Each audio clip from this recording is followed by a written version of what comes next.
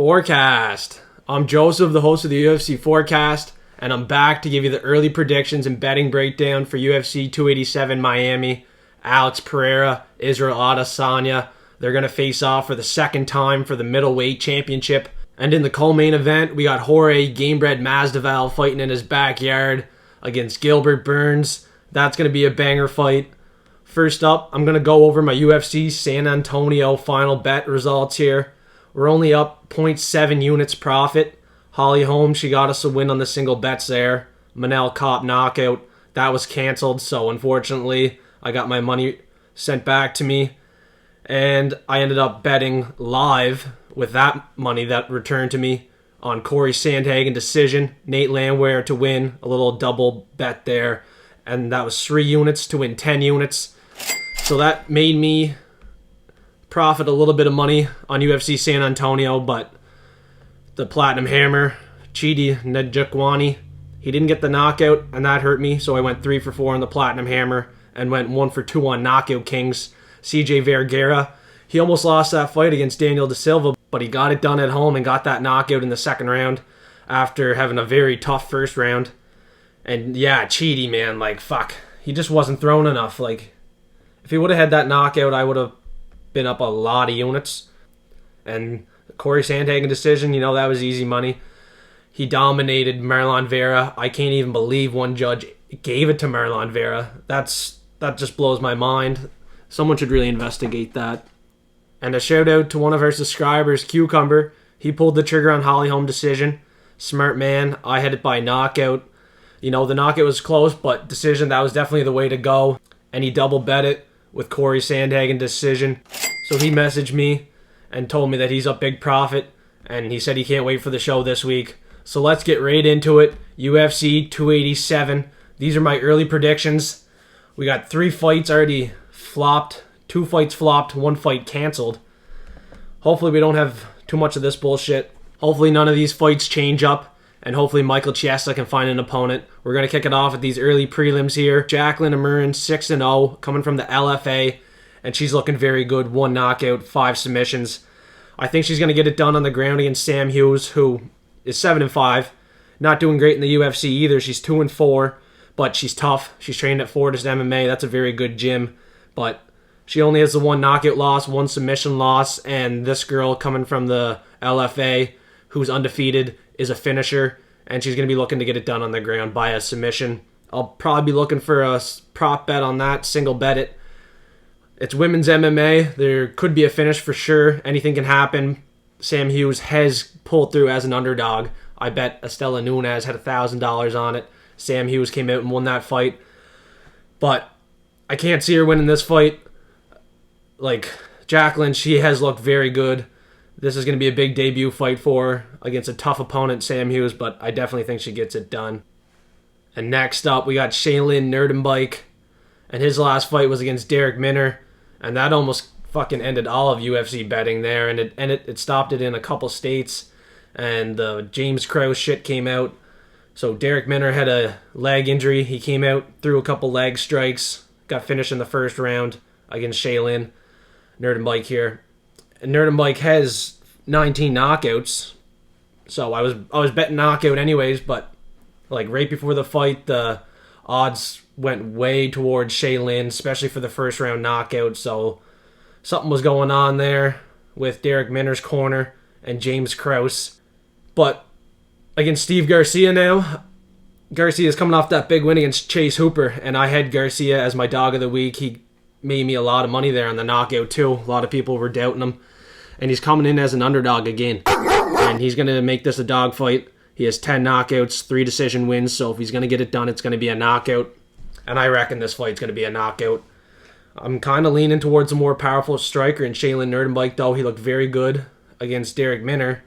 But Derek Minner literally was fucking hurt and just threw a couple leg kicks and hurdled up. So hard to say how good Shayilan actually looked in his last fight. But I'm not too confident betting this fight. I feel like Steve could pull the upset here as an underdog, but he got knocked out in the first round against Meerschaert, so I'm kind of having flashbacks to that fight. My pick's going to be Shayilan Nuerdanbieke. Not pulling the trigger on the bets yet. This is going to be a banger fight, that's for sure. kicking off the prelims here. I think it's going to be a knockout. Inside the distance is probably the safest bet, in my opinion. So you don't got to bet on every fight. This fight's definitely closer than the odds may say, and there definitely could be value in the underdog Steve Garcia. And next up, we got Ignacio Bahamondes, and he's going to be fighting my former Wolf of the Week from last card, Trey Ogden. But that fight was canceled, unfortunately. Manuel Torres backed out of the fight, and I had single bets on Trey Ogden to win and Trey Ogden's submission. And on this fight, I don't know if he's going to get the submission. I'll be honest with you. It's like Ignacio Bahamondes, he's very good. He has 9 knockouts. You know, he's going to be pretty good on the feet. And he doesn't have as padded of a record as Manuel Torres. But Trey Ogden's last fight against Daniel Zellhuber, he had 40 leg kicks, and he looked very good on the feet. On the ground, he only went 1 for 9 on takedowns, which isn't a very good look considering he needs to get the fight to the ground and get that submission to win the fight. Because on the feet, you know, he doesn't have too much knockout power. He's never finished a fight by knockout. He only has 11 finishes by submission. And he's a black belt too in BJJ. So on the ground, I favor Ogden, but on the feet, Ignacio has to be the play here. He's 6'3", huge for the division. He's going to have the reach advantage. It's probably going to be a little bit too much for Trey Ogden. Bahamondes lands 8 strikes a minute. Trey Ogden just has to be super defensive and get this fight to the ground. Like I said, 1 for 9 on takedowns in his last fight. He's going to have to do a lot better than that. And Ignacio has a 95% takedown defense. It's not going to be easy to get him down. It's definitely not going to be easy to get him down. But Preston Parsons, he did submit Ignacio Bahamondes. So the degenerate in me is probably going to put the sprinkle on Trey Ogden by submission. And to back up that bet, I'd probably go with Ignacio by a decision. Trey's never been knocked out, so I think his chin's going to hold up again. Ignacio's going to win a decision, or Trey's going to submit him. And next up, we got a women's strawweight fight between Cynthia Calvillo and Loopy Godinez. And this is a low-key, pretty good fight. I think the odds are bang on this fight. Godinez coming in 128 and Calvillo 340 underdog. Lost her last 4 fights. 39% striking accuracy. You know, she's well-rounded. Calvillo does average 2 takedowns and has a 75% takedown defense. But now on the other side, Loopy Godinez, she averages 4 takedowns and has an 81% takedown defense. I just favor Loopy Godinez on the ground and on the feet. She has a better striking accuracy as well. Not many finishes though. She has 6 decision wins, only 1 knockout, 1 submission. For this women's fight, I definitely think it's going to be a decision for Loopy Godinez. She's the rightful favorite in this fight, and I'll probably be looking to bet it by a decision. And next up, we got an underdog against Joe Pyfer. So much hype behind Joe, the Pyfer fish. But man, dear. Gerard Meerschaert got the submission in the 3rd round against Bruno Silva. Avoided the power. Bruno has a lot of knockouts, has serious power. And I was super high on Bruno Silva. And Gerard fucking got it done by a submission again. And ever since that Hamzat fight, man, he's looked super good. Like, super good. And I'm probably going to be betting him by a submission here. I recommend it. Gerard just needs to avoid the heavy shots of Joe Pyfer, and he's getting this done. So he's going to be my dog of the week. I convinced myself he's getting the submission. And I just looked at my sheet again. A little reminder. Joe Pyfer was submitted by a guy that was 7-6. So, and this is a real big test for Pyfer. His last fight, Alan Amedovski, one of the worst guys in the UFC. He's cut now. He's fought terrible competition and got submitted against a 7-6 guy. And in my opinion, it's probably best not to bet Joe Pyfer or put him in any parlays. Not until he proves himself in this fight against a guy who's going to be very, very equipped on the ground. And don't forget to smash that like button, suplex the subscribe button. I really appreciate that support. And once we hit 500 subscribers, I'm going to do a $500 giveaway. And in my Discord, I'm just going to set up a giveaway bot once I hit the 500 subscribers. So all what you guys got to do is join the Discord, become a forecaster. And if you want, you can join the Patreon. It's only $5 a month. Early access and exclusive access to all of our bets.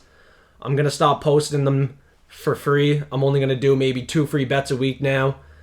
And on the Friday betting show, I'll do a couple bets for you. Don't forget to check us out on Instagram, Twitter, and TikTok. All the links are in the description below.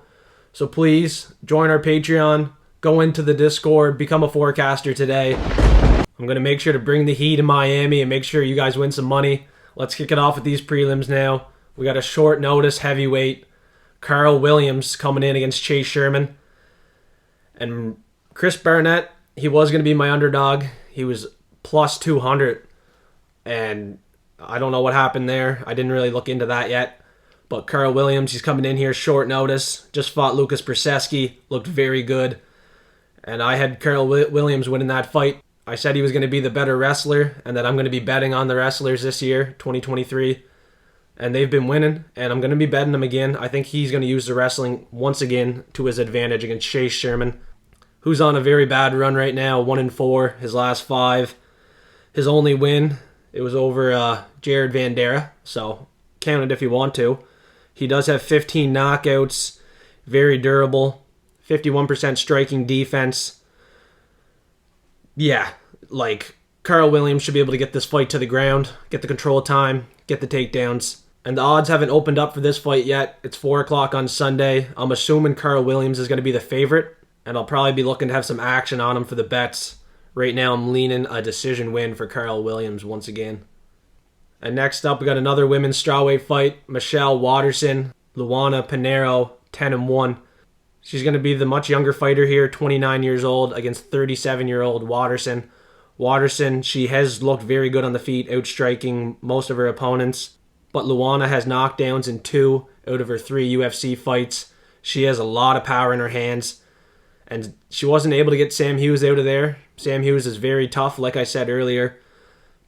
But I think she possibly could finish Michelle Waterson, who's coming off that finished loss to Amanda Lemos by a submission. Pinheiro has 2 knockouts and 5 submissions. And I forecast it's going to be a submission for Pinheiro. She's a very good prospect. And Michelle Waterson, 37 years old, she's coming on to the end of her career. And Luana lands 4 strikes a minute, averaging 4 takedowns, and has a 77% accuracy. All around, Luana's the better fighter. And once again, the odds are bang on for this fight. And you could definitely see me betting Luana Pinheiro this weekend. We usually stay away from women's bets, but I have a pretty good feeling that one of these 2 girls is getting the submission, Pinheiro or Jaqueline, in that first fight. So I'm going to be betting on one of them, that's for sure. And next up, what's supposed to be Michael Chiesa and the Leech, Li Jing Liang. That was going to be a banger fight, but it's canceled. But we got a banger fight here. Probably the fight of the night. Chris Curtis, Kelvin Gastelum. And this one's priced as a coin flip, 190. I love it. I'll flip the coin and hope it lands on Chris Curtis for the knockout. He just knocked out Joaquin Buckley. And Buckley's on a run too. A very good prospect. And Curtis, he delivered again with the knockout. He has 17 knockouts, 1 submission. He does have 12 decision wins. He's 4-5 in the UFC. 3 of them were knockouts. Only loss was a decision to Jack Hermanson. His only decision win was over Rodolfo Vieira, who was only submitted once. So, no shame in that, going the distance with Vieira.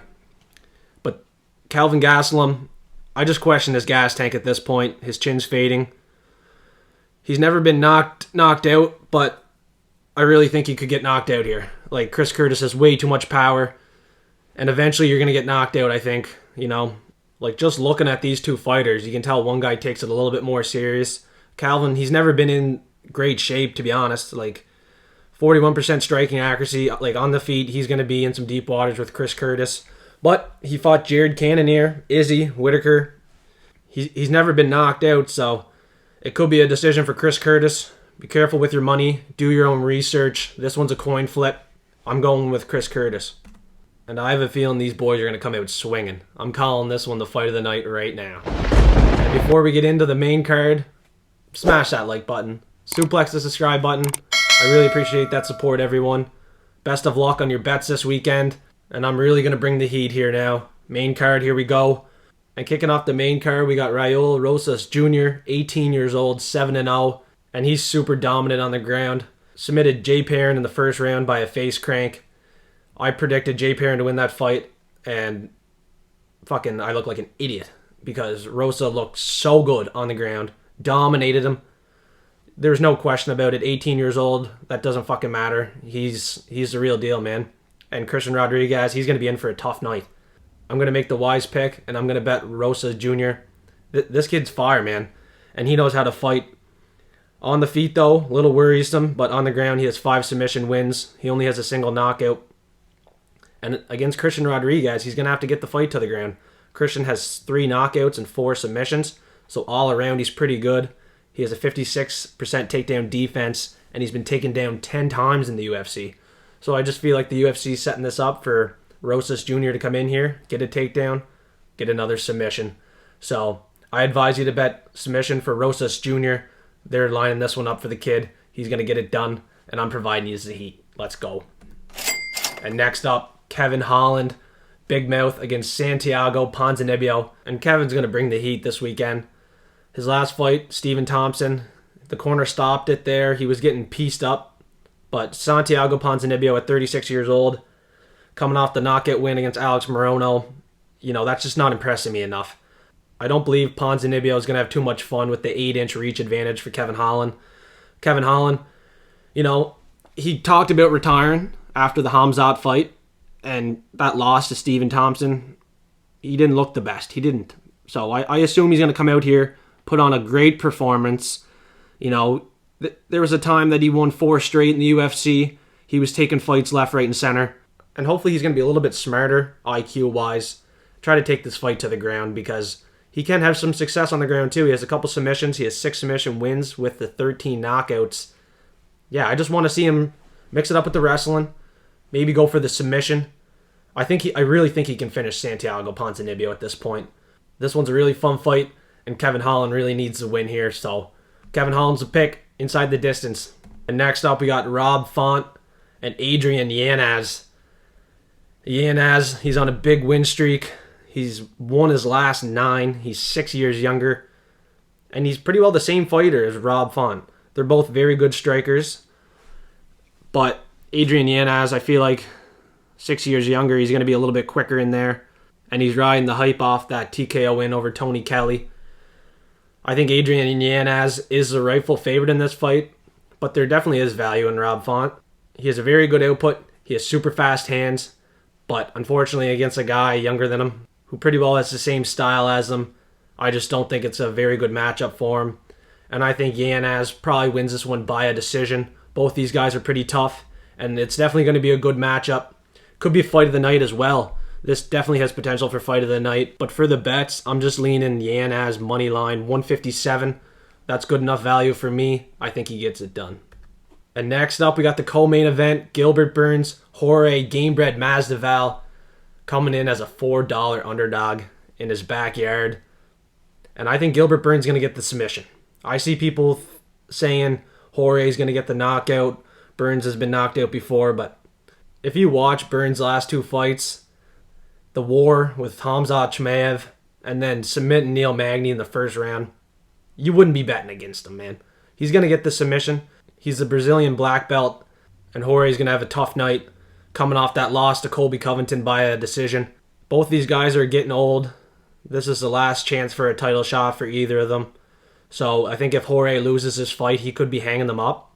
And it's a good time to hang them up too. It's in Miami at home, so I just really feel like this is setting up for a Jorge retirement.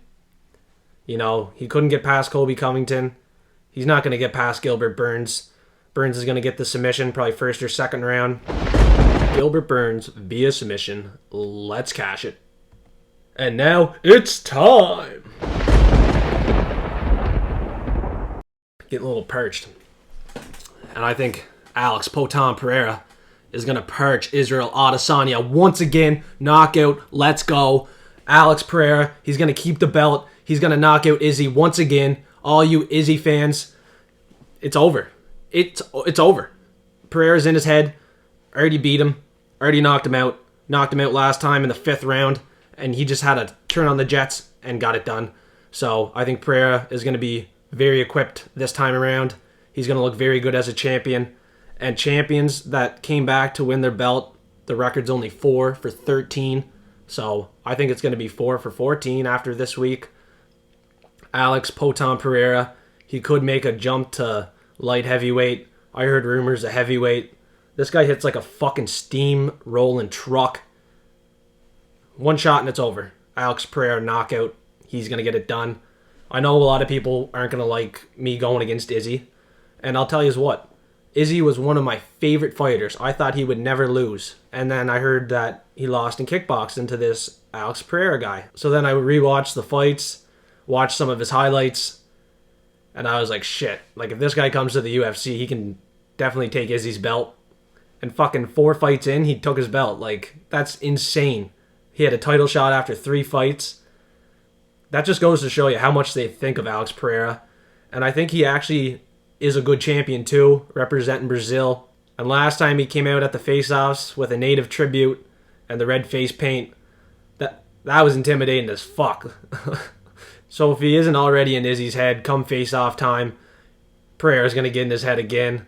And don't forget, on Friday, I'm going to do the post-weigh-in face-off show. I'm going to recap the face-off and weigh-ins. I'll give my final picks and bets. So I recommend you guys to hold off till Saturday morning to place your bets. Make sure you watch my final prediction show on Friday, because you know I always bring the heat. I'm going to be back for another big week here. And now I'll close it off with the locks and dogs before I go. My lock of the week, I never mentioned it yet in the video, and it's because it's the main event. Alex Pereira, give me the underdog money. He's going to win this fight by a knockout.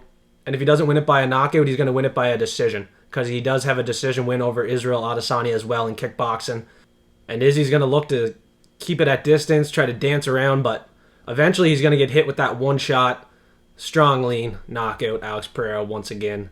And I don't think it's going to be as late this time. I think he's going to have the jets turned on ready in the first, second, third round. Hopefully it doesn't go to the championship rounds. He can finish it within 3. And my dog of the week, Gerald Meerschaert. I think he's a great underdog this week. Joe Pyfer, he's going to hurt a lot of people's parlays and bets, but I really think Gerald Meerschaert is going to get that submission. I really thought Bruno Silva was going to beat Gerard his last time out, and he got submitted in the 3rd round. Gerald Meerschaert was way too dangerous on the ground, and Joe Pyfer, he got submitted by a guy that was 7-6, and his debut fight was against one of the worst guys in the UFC, who's now cut. So underdog of the week has to be Gerald Meerschaert for that submission. And don't forget to smash the like button, suplex the subscribe button. I really appreciate that support. I hope everybody crushes their bets this weekend. And if you want to tail my bets, it's only $5 a month on Patreon. The link's in the description below. It's only $5 a month for exclusive and early access for all of my bets. And you get them as soon as I post them. So Patreon Platinum members are getting the best access, and they're also getting live bets. Corey Sandhagen decision and Nate Landwehr. That was a live bet last week that cashed for them 3 units for 10 units. So the Patreon members are getting paid. I advise you guys to join now. It's only 1 tier. I put everything on that 1 tier. It's going to stay $5 a month for you guys. You guys are the best fans I could ever ask for. The UFC forecast is here to stay. And let's seriously bring the heat in Florida, and let's crush these bets. Stay tuned for Friday. I'll do my final picks, predictions, post-weigh-in face-off show. Thanks for watching, everyone.